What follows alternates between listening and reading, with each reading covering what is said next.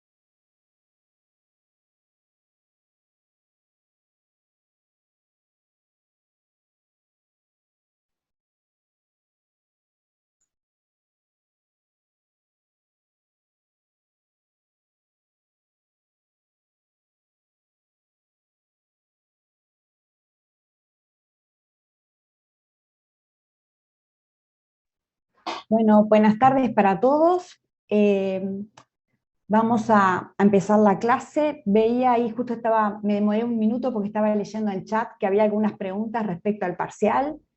Eh, Bueno, no sé, creo que del equipo docente está conectada Alicia Martínez, pero bueno, el parcial es a la misma hora de la clase, el próximo viernes.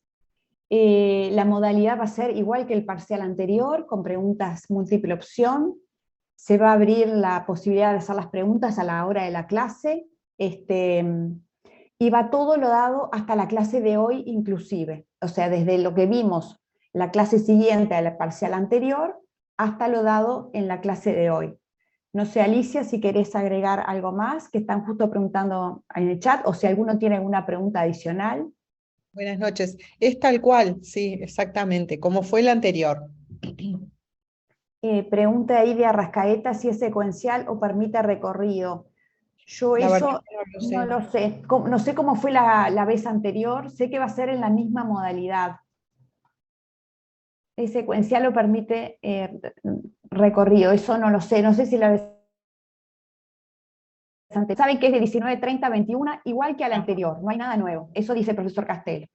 O sea que se habilita a la hora de la clase, es decir, 19:30 hasta 21, y va a ser igual que lo anterior. ¿Tá? Y va todo, es secuencial, dice Yamila. Perfecto, ya está, no lo sabíamos, gracias. Y va a todo lo dado hasta la clase de hoy inclusive. ¿Tá? Bien, bueno, yo voy a compartir pantalla, me dicen ustedes si ven. Profesora, una Sí, pregunta, perdónenme. cómo no. El profesor ha insistido mucho en la ley 17.940, ustedes también, por supuesto, y el convenio 87.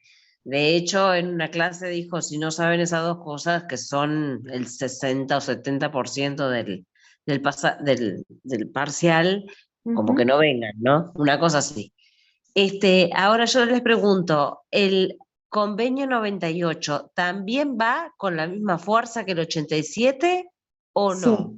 va con la misma fuerza que el 87 y a esa ley te sumo otra que es la 18.566, 18566, que es toda la ley que refiere a la parte de negociación colectiva. Ahí está Miguel de Arrascaeta, allí lo anotó en el chat. Es una ley muy importante. Ya empezamos a examinar la primera clase de negociación colectiva que dio Lucía Spitarte, la que dio el profesor Castelo, la que dieron la clase pasada, todo sobre convenios colectivos, y la de hoy, y la 18.508 para el sector público. Pero sobre todo hemos dado más énfasis en el sector privado, que es la 18.566, ¿tá? Así que esas normas son muy importantes. Muchas gracias, perdónenme. Por favor, Bárbaro. a las órdenes. Bien, vamos entonces a compartir pantalla. Me dicen ustedes si están viendo allí bien la presentación. Perfecto, Cecilia. ¿Y se escucha bien todo? ¿Estamos ok? Bien, perfecto. Bueno, hoy vamos a empezar, vamos a dar la segunda y última clase sobre convenios colectivos. Ustedes la clase pasada empezaron a estudiar con Federico la primera parte de convenios colectivos, donde vieron el concepto de lo que es un convenio colectivo. Después vieron a los sujetos o partes intervinientes o pactantes, quienes son del lado del empleador y del lado del trabajador, quienes intervienen, quienes pactan de uno y otro lado. Después vieron las materias sobre las cuales se puede pactar, en materias objeto del convenio colectivo, qué materias se puede pactar en convenio colectivo, y estuvieron, por lo que yo vi, sobre el final de la clase examinando las distintas cláusulas que puede tener un convenio. ¿Se acuerdan que hablaron de las cláusulas de envoltura, las cláusulas normativas, las cláusulas obligacionales y las cláusulas accidentales o eventuales? Y finalizaron con el estudio de la cláusula de paz, que está prevista justamente en la ley 18.566 en el artículo 21. Yo no estuve la clase pasada, no pude conectarme, pero vi la presentación que usó Federico, así que bueno, vi que todos esos temas los estuvieron ya analizando la clase pasada. Entonces, hoy vamos a analizar los convenios colectivos y vamos a analizar otros temas vinculados a los convenios colectivos para dar así por cierre o finalizado el estudio de los convenios colectivos. Entonces, ¿qué vamos a ver en la clase de hoy? En la clase de hoy vamos a ver principalmente tres ejes temáticos. Primero vamos a hablar sobre la duración del convenio colectivo, ¿sí? Y dentro de este gran capítulo de duración del convenio colectivo vamos a ver el plazo de los convenios de los colectivos, la entrada en vigor, cuándo entra en vigor el convenio colectivo, cuándo empieza a aplicarse, cuándo empieza a desplegar sus efectos. Vamos a ver la ultraactividad también dentro de este primer capítulo, que es referido a la duración del convenio colectivo. Luego vamos a ver otro tema, otro segundo capítulo, que refiere a los modos de extinción del convenio colectivo, y allí vamos a estudiar varios institutos y varias figuras, como ser la denuncia, el descuelgue, la rescisión por incumplimiento, la revisión y otros más. Son todas formas de extinción del convenio colectivo. Y vamos a terminar haciendo una mención a las formas de inscripción y registro de los convenios colectivos, que son formas de publicidad. ¿Sí? Bien, yo voy a tratar de ir despacio. Por supuesto, si van teniendo alguna duda o consulta, me interrumpen como siempre, todas las veces que quieran. Esto no sé por qué quedó mal. Acá. Bueno, acá. Hacer un clic adentro y lo eliminas. Ahí, acá. Lo corres ahí, lo eliminas después. Perfecto, porque estaba esto más abajo, que no sé por qué que se me fue para arriba. Bien, ahora sí. Estamos bien allí. Vamos a empezar entonces con nuestro primer capítulo, ¿no? Que refiere a la duración del convenio colectivo. Y como les decía, en este capítulo de duración de los convenios colectivos vamos a estudiar tres cosas: del plazo del convenio, la entrada en vigor o cuándo comienza a regir, y la ultraactividad. Bien, entonces en lo que refiere al primer tema, ¿no? Relacionado con el plazo de los convenios colectivos. ¿Qué plazo tienen los convenios colectivos? ¿Cuál es el plazo de los convenios colectivos. Entonces, bueno, tenemos podríamos decir en general, ¿no? Hablando de generalidades en lo que refiere a los plazos de los convenios colectivos, después vamos a ver específicamente la situación en nuestro país, pero bueno, tenemos que recordar y tener muy presente para estudiar todo el capítulo de hoy. Sí, adelante, Federico. Sí, solo iba a mencionar que habíamos dicho que no podían durar para siempre, que precisamente debían tener un plazo. Exactamente, exactamente. Muchas gracias. Como dice Federico, no pueden durar para siempre. Pero además, ¿por qué no pueden durar para siempre? Porque, bueno, no debemos olvidar el contexto en el que estamos, ¿no?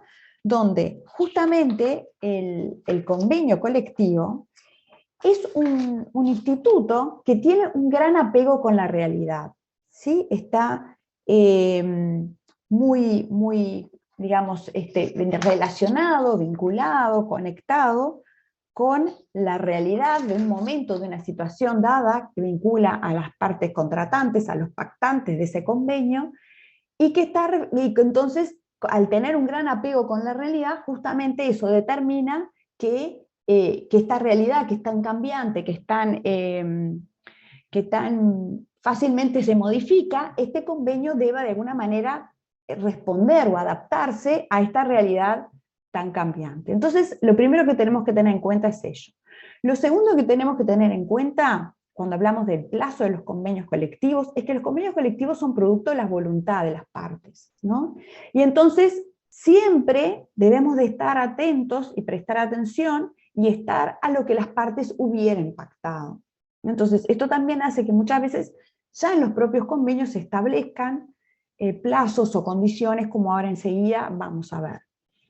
Lo tercero que tenemos que tener en cuenta es que en materia de derecho colectivo rige lo que ya hemos hablado muchas veces en clase, que es la autonomía de la voluntad de las partes. ¿Qué quiere decir?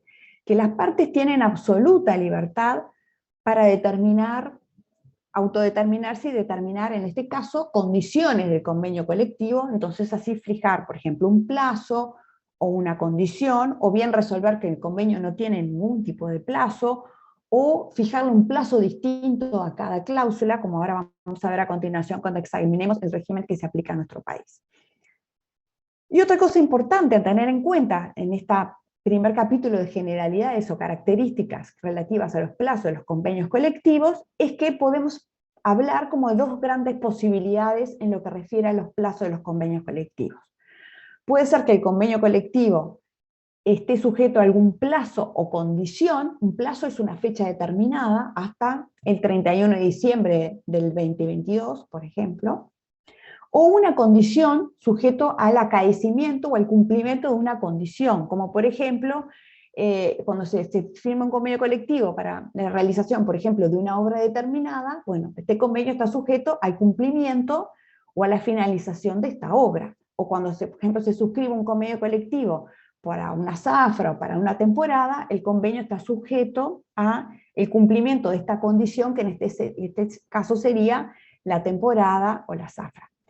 Y la segunda posibilidad, en lo que refiere al tiempo, al plazo del convenio, es que tenga una duración indeterminada, es decir, que en el convenio no se establezca ningún tipo de plazo o condición, y ahora a continuación vamos a ver qué pasaría en esos casos y cómo se aplican algunos institutos para poder modificar estos convenios que no tienen plazo, ninguna duración. ¿Qué sucede en nuestra legislación, en nuestro derecho, ¿sí? En nuestro ordenamiento jurídico respecto de los plazos de los convenios colectivos? El plazo de los convenios colectivos. El artículo 17 de esta ley, que decíamos que es muy importante, así que la tienen que imprimir, tenerla allá arriba, y además recomendamos que para estudio este tema lo estudien los apuntes y junto con la ley vayan consultando la ley y los apuntes y el material, ¿no? Bibliográfico, los libros que nosotros les vamos a recomendar, que yo al final de la clase tengo una placa con los libros para estudiar este tema. El artículo 17 de la ley 18.566 establece que la vigencia de los convenios colectivos será establecida por las partes de común acuerdo. ¿Qué quiere decir? ¿Cuál es el alcance de esta disposición de la ley 18.566? Bueno, determina que nuestro país se afilie a los países que tienen un sistema donde dejan librado a las partes y en absoluta libertad a estas para fijar el plazo que ellas determinen al convenio. Es decir, que si las partes acuerdan cualquier tipo de plazo o condición, la ley lo deja absolutamente librado a su voluntad, a la autonomía y la voluntad colectiva de las partes. Ahora, ¿qué sucede si el convenio colectivo no tiene plazo? Bueno, si el convenio colectivo no tiene plazo o no está sujeto a ningún tipo de condición o el cumplimiento de ninguna condición, se entiende que el mismo tiene una duración indefinida. Es decir, o está establecido el plazo o la condición en el convenio, y si nada dice, automáticamente se entiende que es un convenio colectivo de duración indefinida o indeterminada. ¿Sí? Inclusive, como dice allí, como la ley nada establece, es posible que las partes libremente puedan establecer una duración diferente para cada tipo de cláusula. Como vieron en la clase pasada con Federico, que hay distintos tipos de cláusulas, por ejemplo, las cláusulas normativas, las cláusulas obligacionales. Bueno, se puede establecer para algunas cláusulas una duración, para otras otra, y inclusive para otras no establecer ningún tipo de duración. Entonces, ahora en las siguientes placas vamos a ir viendo, cuando veamos los modos de extinción, qué se puede hacer con estos convenios colectivos que no tienen plazo, cómo pueden hacer las partes para modificarlos en caso de que sucedan algunas situaciones que ameriten la modificación o revisión de estos convenios. Pero bueno, no nos adelantemos, viene en 2 o 3 diapositivas más adelante. Entonces, bueno, esto es lo que respecta al plazo. En lo que respecta a la entrada en vigor o en la vigencia del convenio, ¿cuándo empieza a regir el convenio? Bueno, también respecto a este tema hay 3 posiciones, digamos, o 3 posiciones que se aplican respecto a este asunto.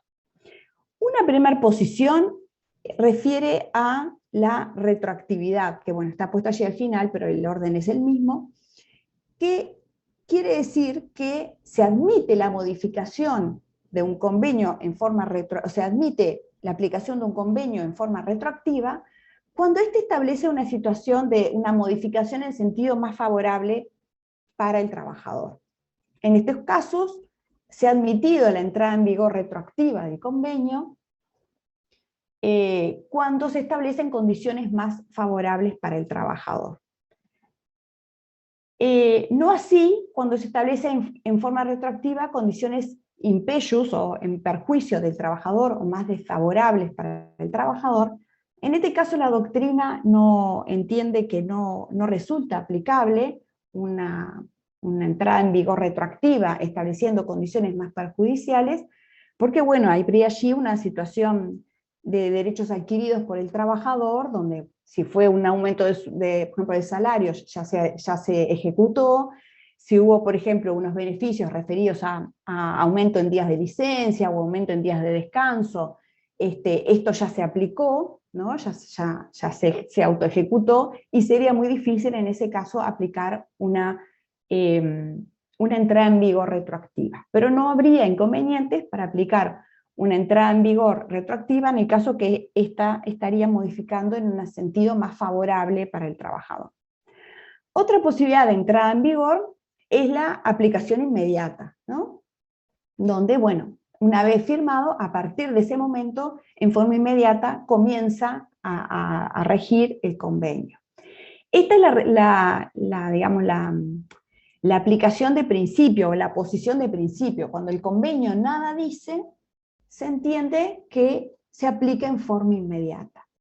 Para la aplicación retroactiva se precisa una afirmación expresa, una consagración expresa en el convenio, y lo mismo para la aplicación diferida en el tiempo a una fecha futura, que también es la tercera posibilidad de entrada en vigor. O sea que de entrada en vigor tenemos la aplicación inmediata, una vez firmado, la aplicación retroactiva y una aplicación diferida en el tiempo a un futuro.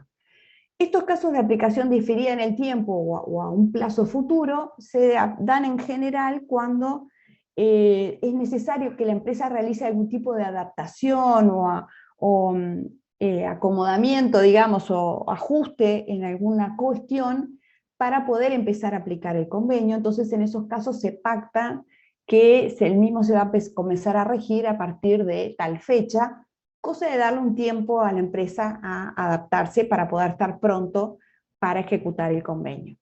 Esta aplicación diferida en el tiempo a futuro, tampoco la doctrina tiene ningún inconveniente con ella, y bueno, debemos saber que en nuestro país las tres son admitidas, con la salvedad que dije de la aplicación retroactiva en perjuicio del trabajador, que no es admitida por nuestra doctrina, pero sí la positiva, digamos, lo que mejora las condiciones del trabajador, y las otras dos no hay ningún problema en aplicarlos, y el artículo 17 de la ley 18.566 justamente establece que la vigencia de los convenios colectivos será establecida por las partes de común acuerdo, ¿no? Entonces, bueno, la vigencia implica a partir de cuándo entra en vigor o está en vigencia ese convenio. Quiere decir que nuevamente, para este tema, la entrada en vigor, la norma de principio es la absoluta voluntad de las partes para pactar cualquiera de estas tres modalidades. Y bueno, como comenté también, considerando que si el convenio nada dice, que vamos a ver que en realidad es lo que muchas veces sucede, que el convenio nada dice, lo que rige la situación, la posibilidad que rige de principio es la aplicación inmediata. Una vez firmado, automáticamente entra en vigor. Y el último punto que refería a esta parte inicial que vamos a abordar en la clase de hoy, relativo a la duración del convenio, refiere a la ultraactividad. Porque bueno, ¿hasta cuándo rige un convenio, no? O sea, ¿qué pasa cuando se extingue ese plazo o condición del convenio? ¿Sigue en vigor o cae de por sí? Entonces, bueno, es así que surge el instituto, la figura de la ultraactividad. ¿Y qué es la palabra ultraactividad? Bueno, el diccionario de la Real Academia Española habla de que es una palabra, que es un vocablo que está integrado por dos voces, ¿no? Ultra, por un lado, y actividad por el otro.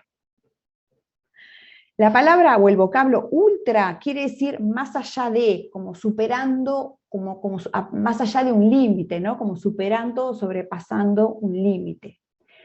Y el vocablo actividad refiere a una facultad o una virtud de obrar, ¿no? De realizar una acción. Entonces, uniendo estos dos significados, podríamos decir que la ultraactividad sería la facultad de obrar más allá o sobrepasando un límite dado, ¿no? Y justamente esa es la definición de la ultraactividad. La supervivencia del convenio colectivo luego de agotado el plazo o condición que fuera estipulado por las partes. Es decir, una vez que se cumple ese plazo o condición, el convenio sobrevive y continúa desplegando sus efectos. Entonces, bueno, en general se entiende por la doctrina que las partes pueden pactar la ultraactividad de todo el convenio o de alguna parte del convenio, y que en realidad el mayor problema se presenta cuando las partes guardan silencio y no dicen nada sobre si el convenio continúa rigiendo o vigente luego de finalizado el plazo o si el mismo se extingue. ¿Cuáles son las distintas posiciones? Vamos a ver primero las distintas posiciones en el derecho comparado y después vamos a ver qué solución da a este tema nuestro derecho, nuestra ley 18.566. Sí, Miguel de Arrascaeta, adelante. Disculpa, profe, que te moleste, Sí. pero no entendí esto de la ultraactividad. O sea, si en el convenio ya se pone un plazo de finalización, ¿dónde entraría esta figura? Eso es lo que me queda claro, disculpa. No, perfecto. Gracias por la pregunta. Justamente, la figura entra en que si se establece un plazo o condición, pero finalizado el mismo, las partes continúan, digamos, aplicando el convenio, se estaría operando de hecho una ultraactividad, que vamos a ver qué es lo que pacta nuestra ley. O sea, Dale, gracias, profe. ¿entiende? Ahí Sí, está. sí. Perfecto. O sea, una vez cumplido el plazo o condición, pero igualmente las partes continúan aplicándolo. Bueno, se estaría dando de hecho esta ultraactividad que vamos a ver ahora enseguida a continuación, que está permitida en nuestro derecho. Entonces, bueno, vamos a ver qué es lo que establece nuestra ley 18.566. Pero bueno, antes de llegar a nuestro derecho, vamos a ver qué solución o qué respuesta ha dado el derecho comparado a el problema de la ultraactividad. Y entonces, bueno, existen 3 grandes modelos de vigencia de lo pactado en un convenio colectivo. Perdón, ¿hay alguien? Ahí está. Bueno, si a alguien se le había prendido el micrófono. Bien. Ay. Saca. Ahí, bien. Bueno, una posibilidad es la ultraactividad absoluta, ¿sí? Donde, bueno, un posible modelo sería establecer que el contenido del convenio colectivo rige indefinidamente, aún luego, bueno, como dice allí, de su denuncia, y que solamente puede ser modificado en sentido más favorable al trabajador, ¿no? O sea, establecer que, ya estableciendo legalmente bueno, que sería una forma bueno, estableciendo legalmente que la ultraactividad sería absoluta, y que, ha vencido el plazo del convenio, se extiende indefinidamente.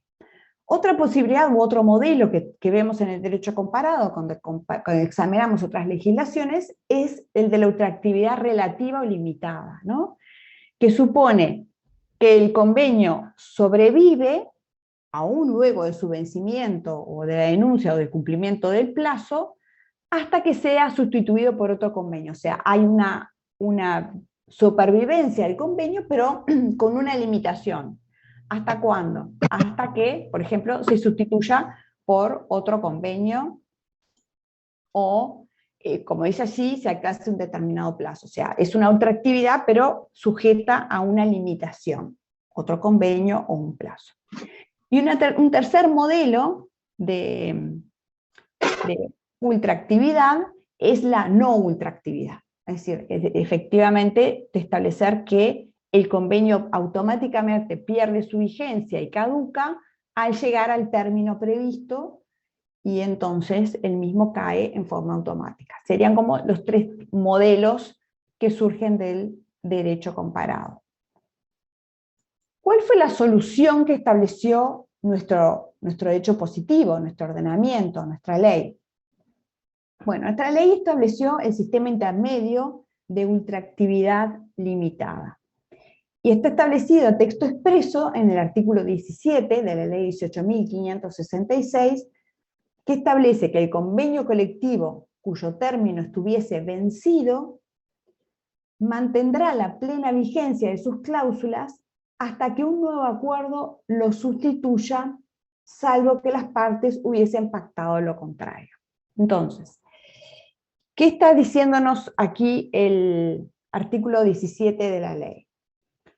Que si tenemos un convenio colectivo cuyo plazo se hubiere vencido, ¿no? Entonces, bueno, claramente lo primero que podemos decir es que la ultraactividad rige para convenios con plazo cierto o determinado, ¿no? O con plazo o condición. No rige claramente para los convenios sin plazo o con plazo indeterminado o indefinido, ¿no? Eso es lo primero que tenemos que rescatar de la definición, ¿no? O sea, el convenio colectivo cuyo término estuviese vencido mantendrá la plena vigencia de sus cláusulas hasta que un nuevo acuerdo lo sustituya. Y ahí tenemos, salvo que las partes hubiesen pactado lo contrario. Entonces ahí tenemos las limitaciones de esta ultraactividad.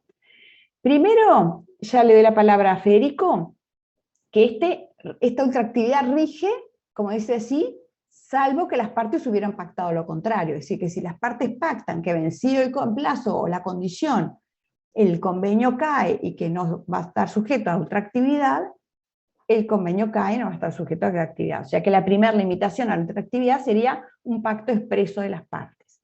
Y la segunda limitación a la ultraactividad sería de que no sea sustituido por otro. O sea, esta ultraactividad va a seguir en el tiempo, si nada se establece en el convenio, hasta que las partes suscriban un nuevo convenio que sustituya al convenio vencido.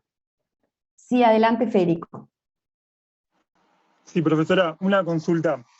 ¿Qué pasa cuando este nuevo convenio es impejus? Cuando las condiciones que se modifican son en perjuicio del trabajador, que afecte lo que es la regla de la condición más beneficiosa. porque habíamos visto con el profesor que se diferenciaba un poco de lo que es el derecho individual al colectivo. ¿Puede ser?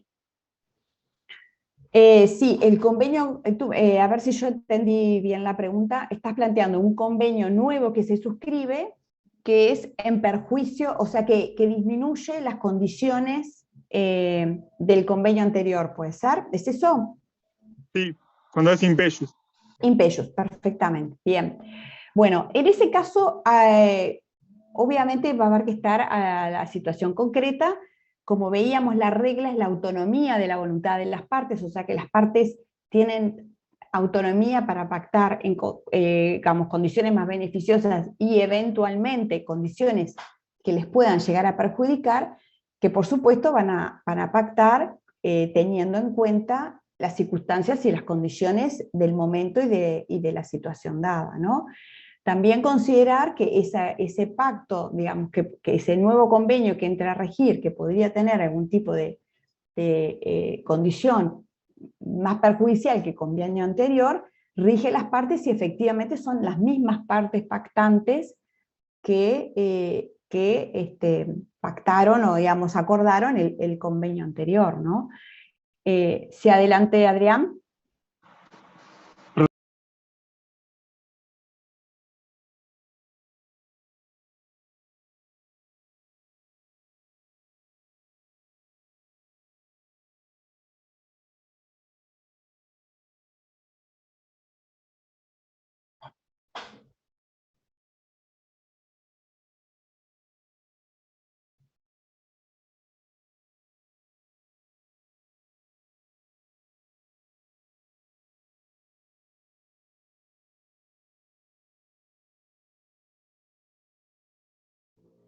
Exactamente, claramente estos acuerdos, digamos, impellus, solamente se dan en casos excepcionales donde, bueno, se está atravesando una situación excepcional que amerita la suscripción de condiciones que, Perdón, bueno, que disminuyan. Cecilia, Sí, ¿puedo decir adelante. algo? Sí, claro. Una cosa muy importante es que impellus puede ser respecto del convenio anterior, nunca por debajo de lo que marca la ley. Por ejemplo, si tenemos un convenio que estableció, en vez, pongo la licencia como digamos, en vez de 20 días de licencia, 30, no voy a poder por otro convenio tener menos de 20 días, que es lo que marca la ley, voy a poder tener 25.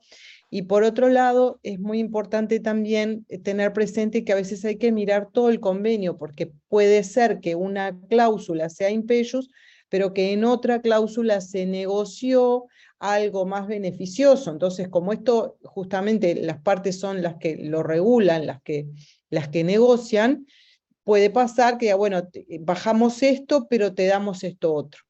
¿Tá? Y una situación muy clara fue, por ejemplo, La no pandemia. necesariamente, claro, no necesariamente es porque una empresa esté mal, a veces hay coyunturas de un país, o en el caso de la pandemia mundiales, que pueden, digamos, llevar a que se hagan negociaciones impellus, porque, bueno, todos quieren, digamos, seguir, digamos, seguir teniendo el trabajo, bueno, y que la empresa siga adelante. Era un poquito eso. Sí, además eso, lo que decía Alicia, en las leyes, no olvidemos que las leyes fijan pisos mínimos, que son normas de orden público y que no se puede bajar por de ese piso mínimo.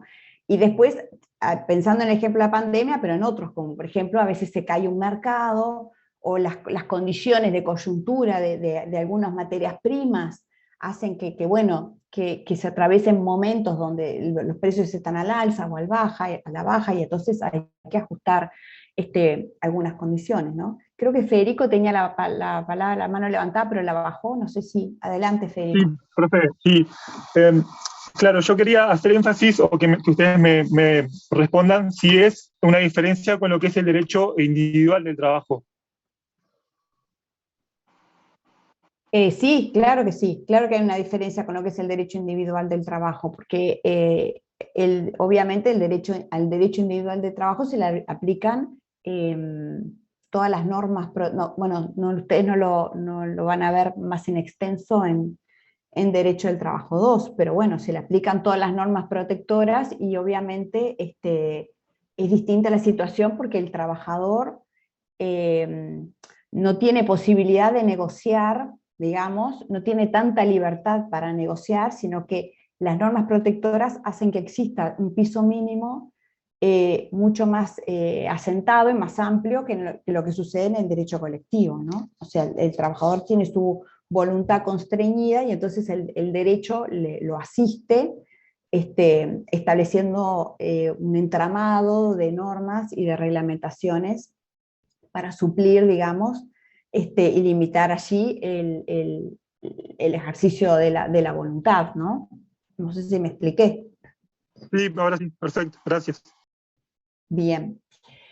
Bien, bueno, entonces esto en lo que refiere a la duración del convenio, ¿no? La entrada, el plazo, la entrada en vigor y la ultraactividad.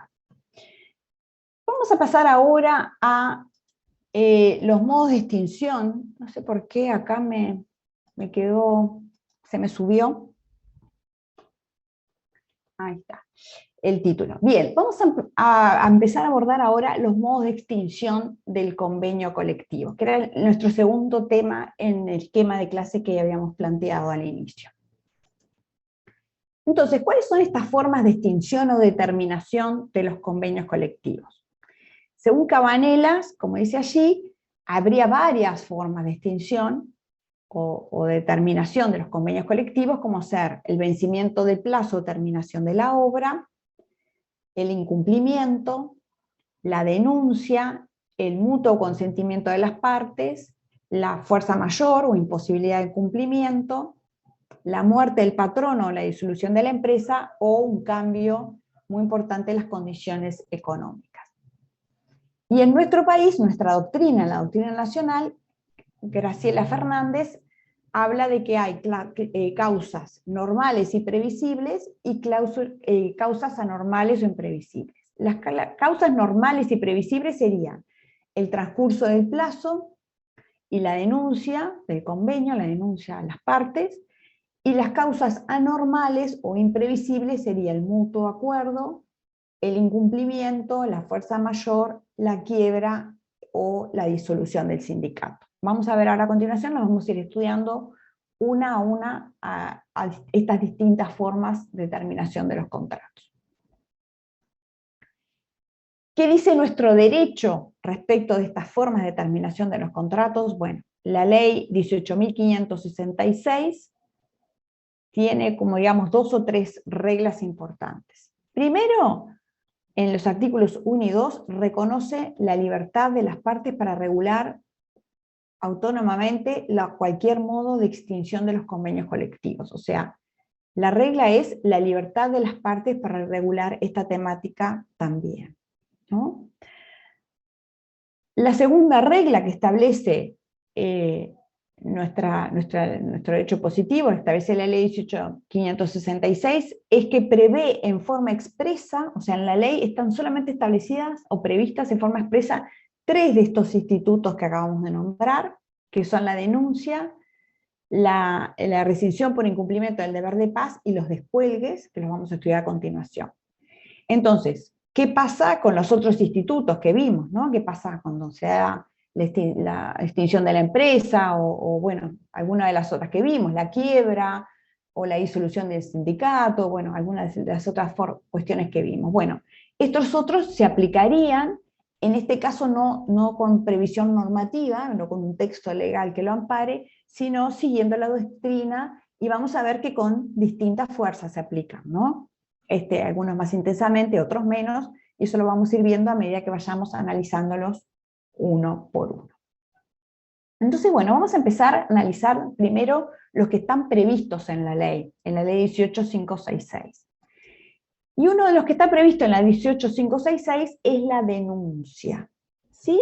Bien, entonces, ¿qué es la denuncia? Bueno, la denuncia, como dice allí la definición, consiste en el desistimiento unilateral del convenio por parte de una de las partes, ¿no? Es el ejercicio, dice la doctrina, del derecho al receso, atribuido a uno o ambos sujetos de la relación, para que mediante su iniciativa y por la sola voluntad determinen la cesación del vínculo o del convenio, en este caso, que los vinculaba, ¿no?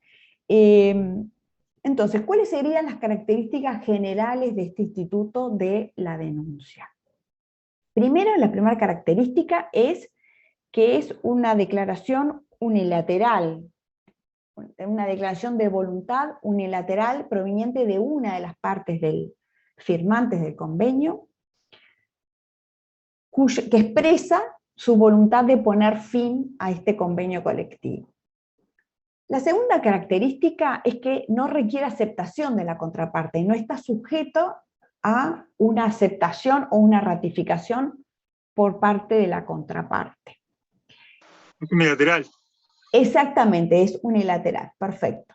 Lo tercero que se desprende de esto, que obviamente resulta aplicable a convenios con plazo vencido y que continuaron su aplicación o su vigencia una vez cumplido el plazo, o directamente convenios con plazo indeterminado o indefinido, ¿no? Porque si es un convenio con plazo, ahora después vamos a leer, les transcribí allí unas citas de Graciela Fernández, si es con plazo o con plazo definido, habría que esperar el cumplimiento del plazo. Entonces, esta situación de denuncia se da para los convenios sin plazo o con un plazo que venció y continuó, prolongó su vida, sobrevivió, digamos, al cumplimiento del plazo, en virtud, por ejemplo, de la ultraactividad. Obviamente, y también se desprende, que es bastante lógico, quienes pueden denunciar el convenio son las propias partes contratantes, no pueden venir terceros a ejercer este derecho de denuncia, ¿no?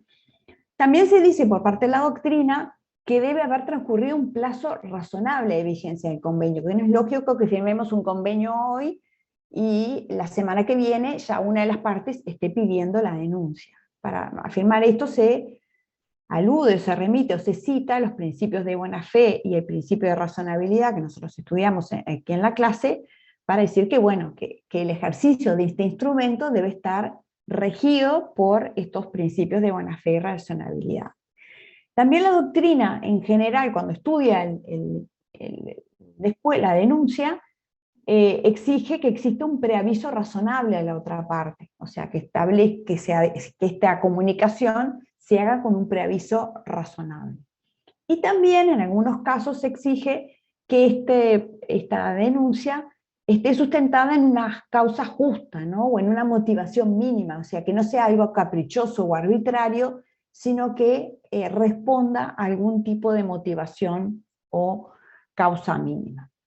Vamos a ver ahora qué pasa en nuestro derecho, o en nuestro ordenamiento. Y entonces, bueno, acá tenemos a la doctrina nacional, que es Graciela Fernández, y ella dice que en general se admite este mecanismo de la extinción del convenio colectivo, o sea, la denuncia, ¿no? Como mecanismo de extinción del convenio colectivo, que puede ejercerse en aquellos casos en que no existe plazo de duración establecido, o que vencido este se continuó igualmente aplicando el convenio, ¿no? Por ultraactividad, el convenio continuó aplicándose una vez llegado su plazo, ya que nada impone que las partes deban estar vinculadas in aeternum, ¿no? Eternamente, así como también puede denunciarse cuando tal modalidad ha sido expresamente prevista en el convenio. Está claro que si en el propio convenio se establece en forma expresa que se va a poder denunciar el mismo, bueno, claramente, bueno, es mucho más fácil y además claramente resulta de aplicación. En este caso se deberá ejercer la denuncia en la forma y oportunidades estipulados. Así, si el propio convenio dice que se puede denunciar y establece una forma o un procedimiento de denuncia, en ese caso habrá que seguir el procedimiento de denuncia que fuera establecido en el propio convenio. Vamos a ver ahora a continuación qué hacemos en caso de que no haya un procedimiento de denuncia. Pero también terminando con la cita aquí de la doctrina nacional de Graciela Fernández, que dice que a contrario sensu, bueno, o en otro sentido, se admite pacíficamente que si el convenio colectivo está sujeto a un plazo o condición, mientras no se cumplan estos, o sea, este plazo o condición, no podrá ejercerse el mecanismo de la denuncia en aplicación de lo previsto en los artículos 1291 y 1253 del Código Civil, ¿no? Entonces, bueno, Aquí lo que nos está diciendo es lo que veíamos en las generalidades en la diapositiva anterior, de que, bueno, la denuncia se aplica a convenios con plazo indefinido o indeterminado, o convenios con plazo que, una vez vencido el mismo, hubieran continuado igualmente aplicándose en virtud de la ultraactividad. ¿Cuál es la situación de la denuncia en nuestro país? ¿Y qué dice nuestra ley 18.566? Bueno, el artículo 17 establece que la vigencia de los convenios colectivos, a veces cuando abrevio así CC es convenios colectivos, la vigencia de los convenios colectivos será establecida por las partes de común acuerdo, quienes también podrán determinar su prórroga expresa o tácita, y el procedimiento de denuncia. Entonces, vemos que el artículo 17 es muy escueto, muy mínima, simplemente prevé el procedimiento de denuncia, pero no explica su forma, ni su contenido, ni sus características, no nos dice absolutamente nada. Solamente está establecido a texto expreso la posibilidad de que exista un procedimiento de denuncia, pero no, la norma no nos aporta mayor información. Entonces, a partir de esta situación del artículo 17 de la ley, ¿cómo sería el régimen vigente actualmente en nuestro país? ¿Cómo se aplica este artículo? Bueno, en primer lugar, si en el convenio colectivo se establecen en forma a texto expreso, en forma expresa, que se puede denunciar el mismo y se establece un procedimiento para la denuncia, cosa que a veces sucede, en ese caso habrá que estarse a lo que establezca el propio convenio, siguiendo los procedimientos, plazos y como fuera estipulado allí en el convenio. En caso de que el convenio no contenga ninguna previsión, bueno, como no contiene ninguna previsión, ninguna estipulación, pero la ley lo establece, bueno, obviamente el procedimiento de denuncia ha de ser admitido, ¿no? Entonces, en este caso, como vimos, este procedimiento de denuncia, bueno, en primer lugar, será aplicable solamente a los convenios con duración indeterminada o con un plazo vencido, pero que a su vencimiento continuaron aplicándose. Esta denuncia deberá ser comunicada en forma fehaciente, o sea, se debe comunicar a la otra parte, asegurándose de que, como es una declaración recepticia que veíamos en la placa inicial, es una declaración que surte su efecto una vez que la otra parte es notificada o recibe esta comunicación, entonces hay que asegurarse que esa comunicación sea fehaciente y que efectivamente llegue a la otra parte. También nuestra doctrina dice que esta denuncia debe ser comunicada con un plazo razonable de preaviso, ¿sí? Para permitir a la otra parte hacer los ajustes necesarios y tomar las previsiones que fueran razonables y necesarias. También establece nuestra doctrina, porque bueno, nuestra doctrina vino a llenar un poco el vacío de la ley, de que esta denuncia debe hacerse o debe realizarse aplicando el principio de buena fe y de razonabilidad, o sea, debe ser razonable y fundarse en causas reales, tales como cuestiones financieras o económicas, o sea que, de vuelta, no debe ser algo antojadizo o arbitrario, sino que debe responder a alguna razón fundada, y se entiende también nuestra doctrina que para que la denuncia opere debe haber transcurrido un plazo razonable de vigencia del convenio, ¿no? Y entonces, bueno, allí la doctrina discute cuál sería este plazo razonable. Yo les puse allí la opinión del profesor Castelo, que entiende que, bueno, un plazo razonable podría considerarse en el entorno de los 2 años de vigencia del convenio. Pero que, bueno, por supuesto, habrá que estarse a la situación concreta y al caso a caso para irlo resolviendo. Creo que tenemos un micrófono abierto. A ver si me doy cuenta quién es. No veo. Bueno, bien. Jerez Riguero, Cecilia. Acá, ya interrumpí el audio. Bien.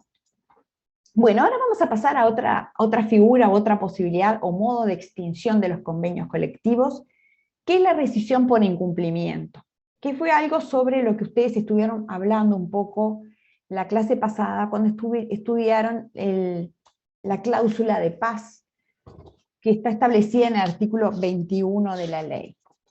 ¿Y qué dice este artículo 21 de la ley 18.566? El artículo 21 de la ley 18.566 impone un deber de paz legal, ¿sí? Establece, y se los leo textual, dice: durante la vigencia de los convenios que se celebren, las partes se obligan a no promover acciones que contradigan lo pactado, ni aplicar medidas de fuerza de ningún tipo por este motivo. Es decir, la ley establece un deber de paz, donde establece la obligación de las partes de no promover acciones o la aplicación de medidas durante la vigencia de los convenios relativo a todos los temas que integraron la negociación y que fueran objeto del convenio colectivo. Entonces, este deber de paz dispuesto en este artículo 21, que es un deber de paz legal impuesto a las partes, establece sobre la parte final, la última oración del artículo 21, que el incumplimiento de este deber de paz, ¿sí? ante el incumplimiento de lo dispuesto en el inciso primero del artículo 21 relativo a este deber de paz, la falta de procedimiento fijado por las partes puede dar lugar a la declaración de rescisión del convenio, la que deberá promoverse ante la justicia laboral. Entonces, ¿qué sucede con este artículo? Ya te doy la palabra, Federico, que la ley impone un deber de paz a las partes respecto a la no realización de medidas o acciones respecto a los temas que fueren pactados o acordados en el convenio colectivo, y que el incumplimiento de esto, o sea, la violación del deber de paz por alguna de las partes intervinientes en el convenio, habilitará a la declaración de rescisión del convenio, que deberá, como dice ahí la norma, promoverse ante la justicia legal. Entonces, ¿qué surge del convenio? Que se puede solicitar la rescisión del convenio por el incumplimiento del deber de paz, eso está establecido, texto expreso en el artículo 21, que esta rescisión se debe tramitar vía judicial, o sea, hay que comparecer ante el juez competente y solicitar la rescisión del convenio, y obviamente quien solicite esta rescisión, el promotor de la acción, deberá probar en forma fehaciente que la parte violó el deber de paz, deberá probar documentalmente en qué consistió esta violación al deber de paz impuesto en la norma, cuáles fueron las medidas de fuerza o las acciones sobre los temas negociados en el convenio colectivo que las partes ejecutaron y que por tanto violaron lo dispuesto en el artículo 21. Creo que Federico había pedido la palabra primero, después se la doy a de Arrascaeta. Adelante, Federico. Sí, en realidad iba a decir eso, que se sanciona el incumplimiento de la cláusula de paz a través de este instituto de la rescisión por incumplimiento. Exactamente, exactamente. ¿Y de Arrascaeta? Profe, disculpa, quizás lo dijiste y mientras sacaba apunte no Sí. me enteré. ¿A qué se le llama cláusula de paz? Bien. Cláusula de paz se le llama bueno, el artículo 21 de la ley establece, es una cláusula de paz establecida legalmente, establecida por la ley, que establece que durante la vigencia de los convenios colectivos, las partes se obligan a no promover acciones que contradigan lo pactado, o también se obligan a no aplicar medidas de fuerza de ningún tipo por este motivo, respecto a todos los temas que hubieran integrado a la negociación y que hubieran sido acordados en el convenio suscrito. Es decir, la ley impone a las partes una obligación de paz o una cláusula de paz respecto de los temas que fueron objeto de negociación y que fueron acordados en el convenio colectivo, respecto de los cuales durante la vigencia de ese convenio colectivo las partes se obligan legalmente, o sea, la ley las obliga a no promover acciones que contradigan lo pactado y a no aplicar medidas de fuerza de ningún tipo respecto de ninguno de los temas que fueran objeto del convenio o que hubieran integrado en la negociación. Me queda mucho más claro, profe, muchas gracias. ¿Sí? Perfecto. Bien, pensé que lo habían dado la clase pasada, pero bueno, capaz que queda alguna duda. Entonces está bien aclarado. Adelante, Manuel. No, simplemente para acotar nada más que se le puede llamar cláusula de paz, otros le dicen deber de paz o deber de tregua. Digo, por si lo vemos en escrito de diferente manera, es lo mismo, es justamente para la garantía de impedir y poner que se respete como es el convenio pactado, ¿verdad? Te Exactamente. agradezco, Manuel. Muchas gracias. Gracias, Manuel. Lo pueden encontrar nombrado también como deber de paz, exactamente. En cualquiera de esas formas, en la distinta bibliografía, lo pueden encontrar nombrado de esa forma. Entonces, aquí la ley en forma expresa habilita que una de las partes comparezca ante el juez competente a solicitar la rescisión por incumplimiento de este deber de paz, que en este caso es un deber de paz impuesto por la norma legal, impuesto a las partes, y previsto allí en forma de texto expreso en el artículo 21. Última, adelante Federico. Sí, perdón, profe, que la interrumpa. ¿Es correcto que, si por ejemplo, que en el convenio mismo se pacte, por ejemplo, un arbitraje en lugar de acudir a la justicia ordinaria en caso de incumplimiento? Se puede pactar en el convenio acudir un arbitraje, lo que no puede el convenio es establecer que las partes no puedan acudir a la justicia porque lo establece la norma. Entonces, el convenio lo que no puede es ir contra la norma, pero sí puede establecer, digamos, cuestiones... Otra forma de resolver el conflicto.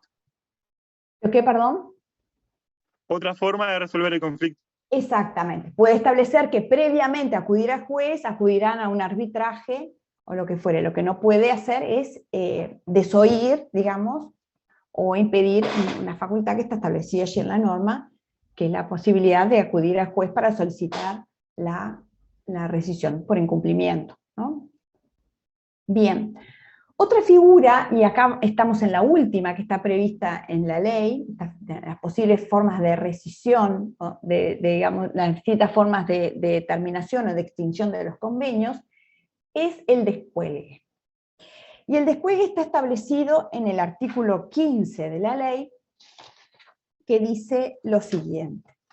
Dice así: las partes podrán negociar por rama o sector de actividad, empresa, establecimiento o cualquier otro nivel que estimen conveniente, oportuno. Dice, la negociación en los niveles inferiores no podrá disminuir los mínimos adoptados en los convenios colectivos de nivel superior, salvo lo dispuesto en el Consejo de Salarios respectivos. Entonces, ¿qué nos está diciendo la ley? Que las partes pueden negociar en cualquier nivel que estimen oportuno, que la negociación en los niveles inferiores, con la condición de que la negociación en los niveles inferiores no disminuya los mínimos adoptados en los convenios colectivos de nivel superior, salvo, dice, lo dispuesto en los consejos de salarios colectivos. Y lo subrayo porque esa expresión, salvo lo dispuesto en los convenios de salarios respectivos, es la puerta que nos abre la posibilidad de los descuelgues. ¿Qué es el descuelgue?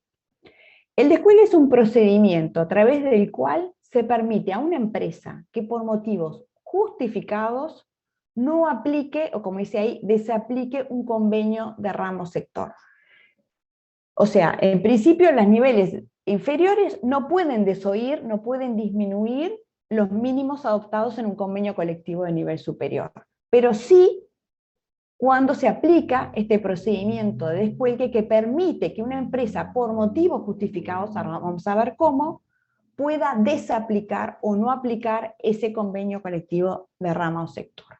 ¿Qué pasa acá? Muchas veces cuando se firman convenios a nivel de rama o sector de actividad, las partes negociantes, como ya lo vieron en la clase pasada, cuando vieron los sujetos que pueden firmar, son, por un lado, el sindicato más representativo, y por otro lado, el empleador o la agremiación de empleadores más representativas. Entonces, muchas veces representan, tanto de un lado como del otro, representan áreas o sectores, o se representan a las grandes empresas que tal vez tienen un volumen de negocios y de facturación importante, empresas que de repente tienen negocios, sus clientes son clientes en el exterior y que manejan una facturación, por ejemplo, con clientes en el exterior, porque bueno, son los que negocian a nivel de rama o sector de actividad, ¿no?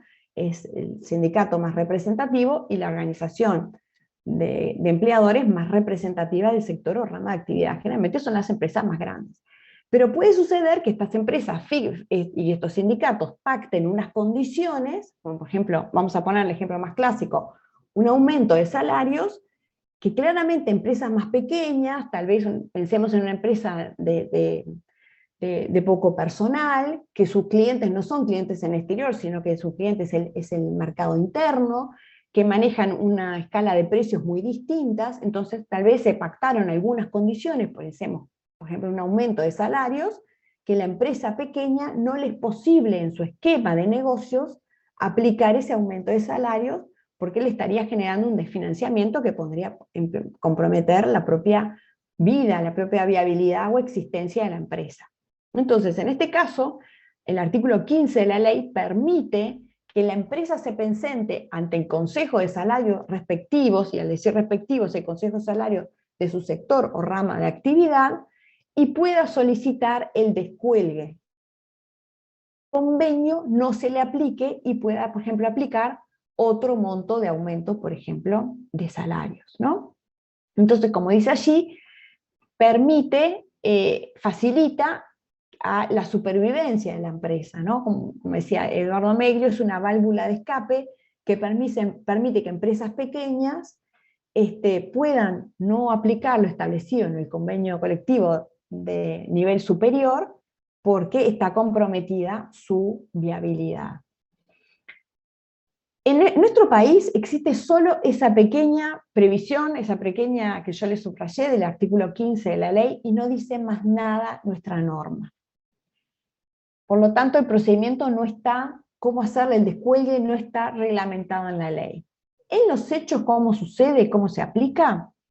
Bueno, en los hechos, la empresa se presenta ante el convenio, ante el Consejo de Salarios del sector o rama de actividad al cual pertenezca, y solicita la no aplicación de este convenio mediante prueba en general documental. Presenta sus balances, sus estados financieros, sus documentos de facturación, sus clientes, su volumen de trabajo, presenta todo lo necesario para justificar que en realidad no está en condiciones de aplicar ese convenio colectivo de nivel superior, ¿no? Y por supuesto, como decía así el artículo 15, esta posibilidad del descuelgue debe ser aprobada por los 3 sectores que integran el Consejo de Salario del sector que corresponda, ¿no? También es posible que se solicite el descuelgue de todo el convenio, o que se solicite el descuelgue de alguna cláusula específica. Tal vez solicito solamente el descuelgue de, por ejemplo, la cláusula de aumentos salariales, porque yo el aumento salarial que se fijó, no puedo dar un 3% de aumento, y yo soy una empresa pequeña y en realidad puedo dar un 2% o un 1,5%, por ejemplo, ¿no? Entonces, o es solamente de una parte o de alguna cláusula, o del convenio colectivo completo. Es un procedimiento que se usa y que, como vimos, es como una válvula de escape a empresas pequeñas a las cuales algunas cláusulas del convenio pueden comprometer su supervivencia o su vida. Otra posibilidad, y ya estamos medio que terminando, de otro modo de extinción, que en este caso no sería técnicamente una forma de extinción del convenio colectivo, por lo que vamos a ver a continuación, puede ser la revisión del convenio. La revisión del convenio es, bueno, como dice allí, es un procedimiento por el cual las partes acuerdan de mutuo acuerdo la alteración total o parcial del convenio colectivo que está vigente, ¿sí? Durante la vigencia de un convenio, las partes se sientan y acuerdan una alteración o modificación, ¿sí? En general, cuando las partes llegan a un acuerdo para sentarse y nuevamente negociar algún tipo de modificación o alteración del convenio, se debe en general a que sucedió alguna situación, como se puso ahí, motivos económicos, financieros, fiscales, por ejemplo, se aprobó una nueva norma fiscal, un nuevo impuesto que cambia alguna condición de las reglas financieras o de funcionamiento de la empresa, o se adoptó algún tipo de tecnología que modifica la forma de producción.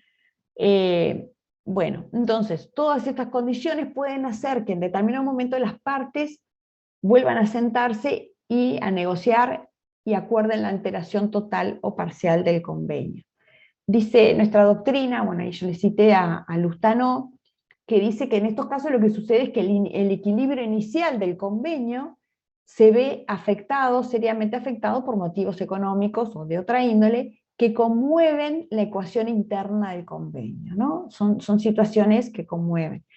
Pensemos, por ejemplo, en nuestro país, que bueno, es un país que donde a veces, por ejemplo, la inflación tiene alteraciones, ¿no? Se pactó un convenio a principio de año, previendo que la inflación a fin de año va a llegar a tal por ciento, y bueno, y la inflación no respondió a ese parámetro que se había previsto, y o se fue para arriba, o se fue para abajo, o pasó algo. Entonces, muchas veces lo que se establecen a veces en el propio convenio, se le llaman cláusulas de salvaguarda. Ustedes seguramente en los talleres que van a empezar ahora en noviembre van a tener oportunidad de leer convenios colectivos, y van a ver que muchas veces se establecen las famosas cláusulas de salvaguarda, donde se dice algo así como de, si la inflación superara tal por ciento, las partes deberán sentarse y volver a negociar, porque bueno, sabemos que la inflación es la cantidad de bienes que podemos comprar con nuestro salario, y bueno, si la inflación sube mucho, el salario real, digamos, los bienes que podemos comprar con nuestro salario, en los hechos está disminuyendo. Entonces, bueno, se establecen esas cláusulas para permitir a las partes sentarse y negociar.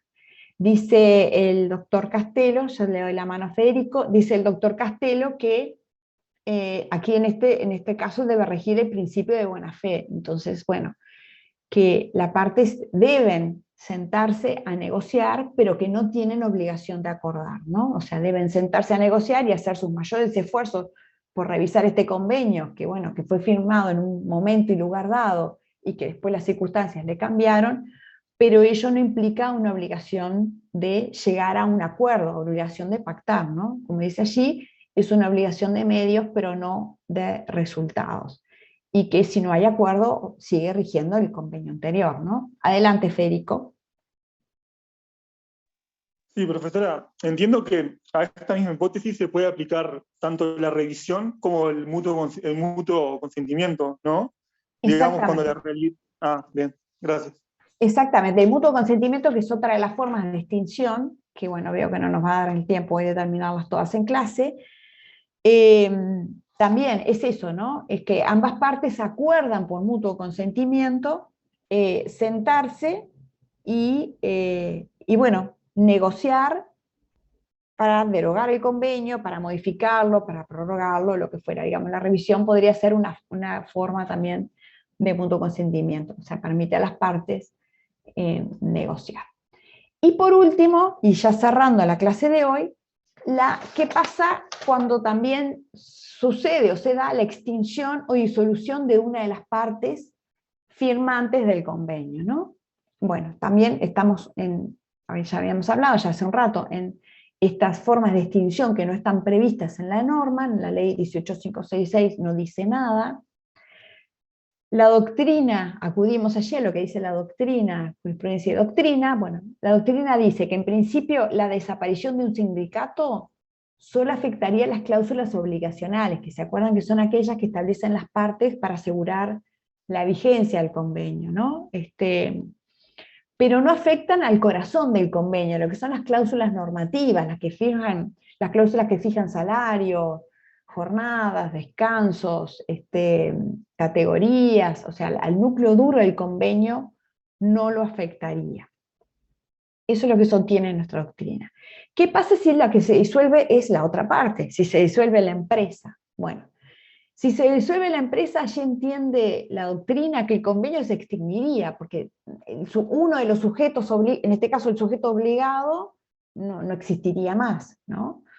Ahora, que se extinga una empresa no quiere decir que si es un convenio de rama o sector de actividad que rige a toda una rama o sector de actividad, la disolución de una empresa, digamos, hace inaplicable el convenio a esa empresa, pero no a todas las demás empresas que integran esa rama o sector de actividad.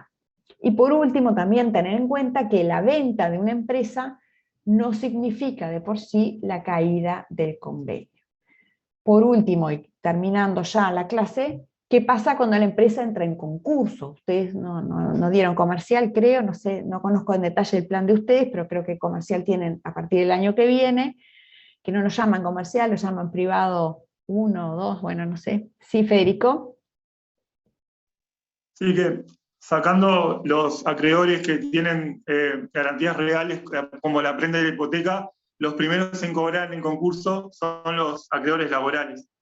Exactamente, exactamente. Eso lo van a estudiar en detalle, pero los acreedores laborales son exactamente los primeros en cobrar. Por eso se Ahora, llama concurso, profesora. Disculpe la interrupción. Cuando la empresa entra en una situación de concurso, que bueno, es una materia que van a estudiar en extenso, creo que a partir del año que viene. Ahora, eso automáticamente implica que el convenio colectivo pierde vigor, que no se aplica, porque la empresa entra en concurso. Bueno, no es así. La ley 18.387, en el artículo 69, establece que los contratos de trabajo celebrados por el deudor no resultarán rescindidos por efecto de la declaración de concurso. Quiere decir que en principio la declaración o el ingreso de una empresa en una situación de concurso no significa que el convenio colectivo deje de aplicarse. Eso no quiere decir que el síndico o el interventor de esta empresa que está en situación de concurso, conjuntamente con el juez del concurso, que son figuras que bueno, ustedes van a ver cuando en comercial, puedan eventualmente resolver algo distinto. Pero en principio no es automático, no es que una empresa que ingresa en una situación de concurso signifique que el convenio colectivo pierde vigor o se deja de aplicar. Y por último, respecto a la inscripción y registro de los convenios colectivos, que creo que algo vieron con el profesor Castelo, la primera clase que vieron el tema, existen dos requisitos formales. ¿Qué quiere decir que son requisitos formales? Que son requisitos de publicidad, pero no son constitutivos, ¿sí? No refieren a la validez del convenio, sino a los efectos del mismo en tanto a su publicidad. Un artículo es el 438 de la ley 16.170, que obliga a las empresas a inscribir los convenios colectivos en el Ministerio de Trabajo. ¿Sí? Existe una obligación expresa, establecida por texto legal, por ley, de que las empresas deben inscribir los convenios colectivos en el Ministerio de Trabajo. Inclusive el no cumplimiento de esta obligación las hace pasibles de la aplicación de sanciones administrativas por parte del Ministerio de Trabajo. Y por otro lado, el artículo 16 de la 18.566 obliga al Ministerio de Trabajo a publicar los convenios colectivos celebrados a nivel de ramo o sector de actividad. Estas inscripciones, vuelvo a repetir, no tienen efecto constitutivo, pero sí tienen una finalidad de publicidad, de hacer conocidos los convenios, para que los mismos lleguen a conocimiento de todas las empresas del sector o rama de actividad que corresponda, para que puedan conocerlos y aplicarlos. Bien, perdón que ahora al final fuimos un poco rápido, pero bueno, quería terminar de dar todo para que les quede el tema cerrado. ¿Dónde estudiar el tema de hoy? Pueden leerlo por un lado en el libro del profesor Juan Raso, que se llama Derecho del Trabajo, tomo 4. Ahí hay un capítulo específico sobre este tema, que tiene, yo más o menos fui siguiendo ese capítulo, así que lo pueden leer de allí y para seguir bien la clase de hoy, sino también el libro de Matías Pérez del Castillo y Pedro Gari, que se llama Manual de Derecho Colectivo del Trabajo. Allí también hay un capítulo que refiere a este tema de las formas de extinción de los convenios colectivos y los plazos, la duración y la ultraactividad. No sé si hay alguna pregunta, consulta, bueno, sé que ya estamos un poquito más, más tarde, pero bueno. Bien, si no hay Sí, ninguna... profe, Sí, adelante. el tomo 4, ¿qué volumen es? ¿Es el de profesor Razo? El de profesor Razos. Sí, es un solo tomo, Sí. tomo 4, no se divide en volúmenes. Ah, bien, bien. Está, Ahí está, gracias. ahí le estaba mostrando a Ahí te Alicia. lo muestro. Ahí está, exactamente. Y este es el Genial, otro. perfecto. Y ahí está el de Gary y Pérez del Castillo. Ahí está. Adelante, Federico. Sí, profesora, el profesor en la clase pasada dijo que iba a contestarles una pregunta que hicieron unos compañeros sobre las previas, y estaban preguntando lo mismo en el grupo. Sobre las previas de las previaturas de esta materia. No, si podíamos seguir o no el curso debiendo obligaciones. ¿Qué criterio va a tomar? Ah, bueno, creo que pueden seguirlo y después pueden dar examen con nosotros. No sé, capaz que Alicia lo tiene más claro. No, la verdad que no sé, no sé si, creo que Manuel capaz que iba a averiguar, ¿no, Manuel? Adelante, Manuel. Sí, profe, yo ya lo pregunté en Medelía, digo, pero la idea es que el profesor es quien tiene la última palabra, lo decida. Yo en Medelía, haciendo la corta, sí, me dijeron obviamente que debiendo obligaciones, esta materia no la podemos exonerar, pero sí la podemos seguir cursando y con nota 3, 4, 5, reglamentada a examen y darla solamente después de haber salvado obligaciones y contratos.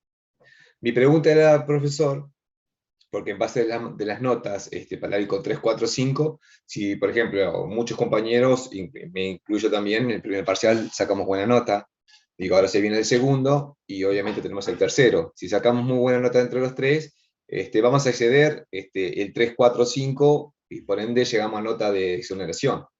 Pero también en Medelía me dijeron que tenía dos opciones en cuanto a eso. Uno era, entregarse el examen en blanco, que te ponen un 1 y calcular las notas, o la otra, el profesor tiene la potestad de enviarnos, independientemente de la nota que tengamos, si arreglamos con el profesor, con 3, 4, 5, derecho reglamentado para dar el examen. Esa pregunta Hacemos era para el una profesor. cosa, le preguntamos al Sí, profesor obvio. y la Sí, próxima sí. clase se los contestamos, a ver si él... Alicia, Claro. ¿le podemos sumar otra pregunta? Sí. Si tenemos o no que dar este segundo parcial, que esto es fundamental. Porque, por Bien. ejemplo, responsabilidades, ya dijo que nos tenemos que dar de baja y el segundo parcial no lo podemos dar, así tengamos superior a 3 la nota del primero. Bueno, le preguntamos a ver si él... Y si el tercer parcial, no dar el tercer parcial nos inhabilita también. Bien.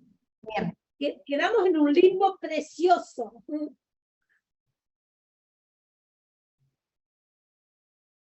Claro.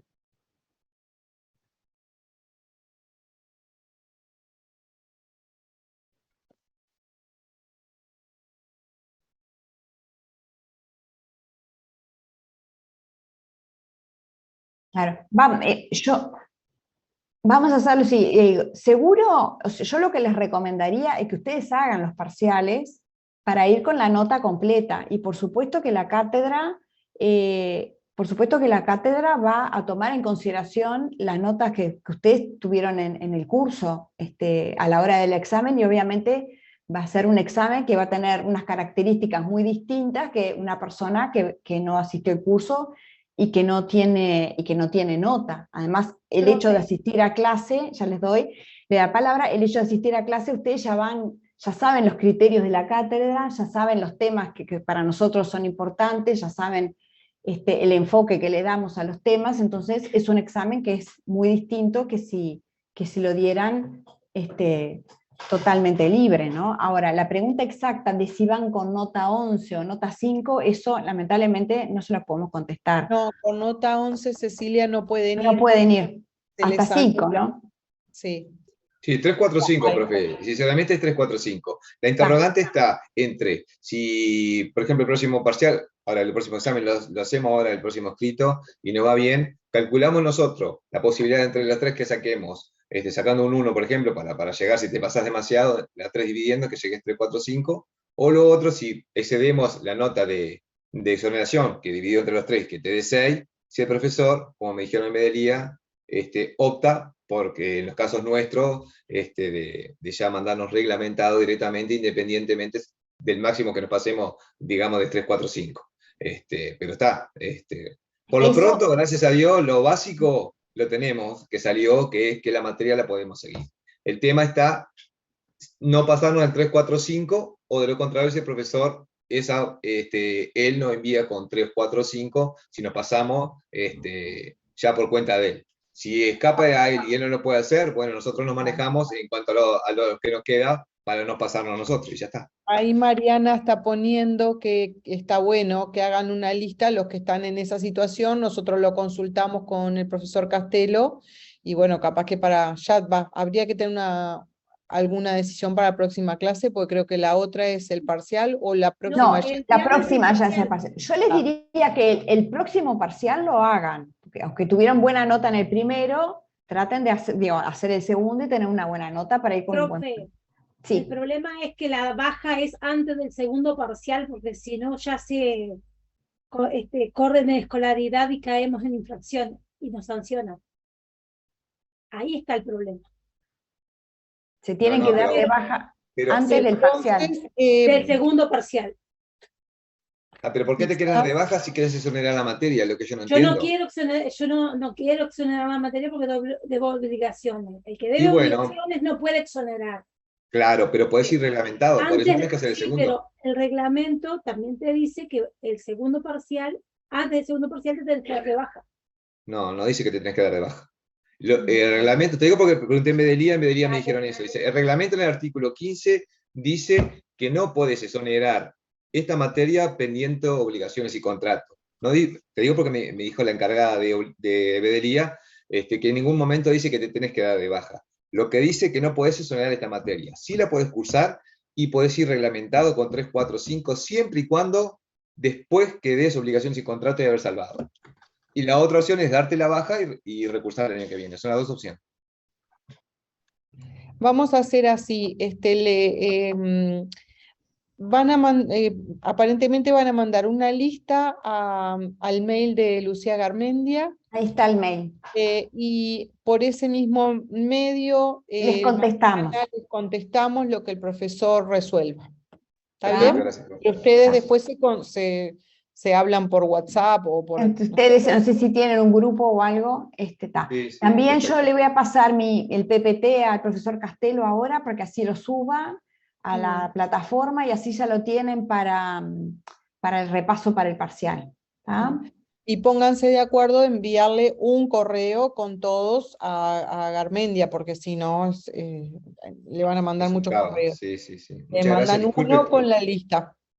perfecto, gracias. Disculpe, profe, que le sacamos de todo el contexto, Gracias. pero lo que pasa es Por que favor, son hay cosas muchas campanas, importantes. hay muchas campanas y no hay que quedarse con lo de uno, sinceramente. Y yo le soy franco, sinceramente, estuve a punto de estarme en la baja y lo estuve consultando y llamé, no una, sino 4 veces, hablé con 4 personas diferentes y con las encargadas de Medelía justamente por esto, porque es algo que te afecta después en la escolaridad cuando lo vayas a hacer también, o al levantar el título, digo, no es algo sencillo, sinceramente tiene que quedar claro. Y ya le digo, fue lo que me comentaron eso, 3, 4, 5, vas reglamentado a dar examen, siempre y cuando, después de haber salvado la materia, obligaciones y contrato en este caso que estamos viviendo. Una pregunta, pero para llegar al 345, ¿no? Ujú. Si les obligan a borrarse o a darse la baja antes del segundo parcial, o sea, es como un poco ilógico, deberían No, permitirles dar todos los parciales.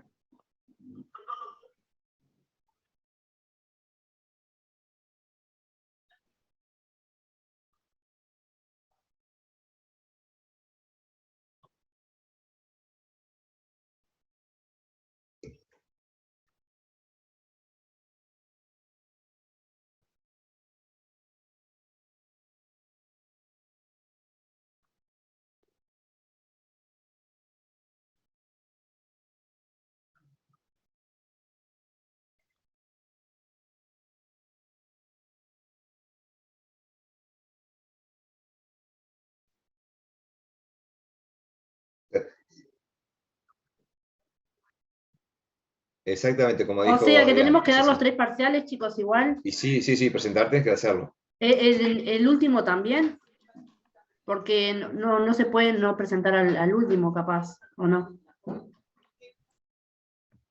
Creo que sí, porque si no es como que quedamos libres, me parece. Claro, Me parece que presentarse tenemos que dar tienen los que tres. presentar. Ah, bien. Lo que capaz Sí. que si tienen muy buenas notas en los 2 primeros, presentarse al último, pero no tratar de no tener muy buena nota para ir con un Exacto, promedio sí, bajo. Pero esa es la otra. y presentarse, Capaz porque si no podemos se presenta- presentarnos y firmar el acta nada más. Entregarse el escrito como y sacar uno. claro, en ese caso te sacás la nota más baja. Exactamente, es así, es así. Por eso justamente la...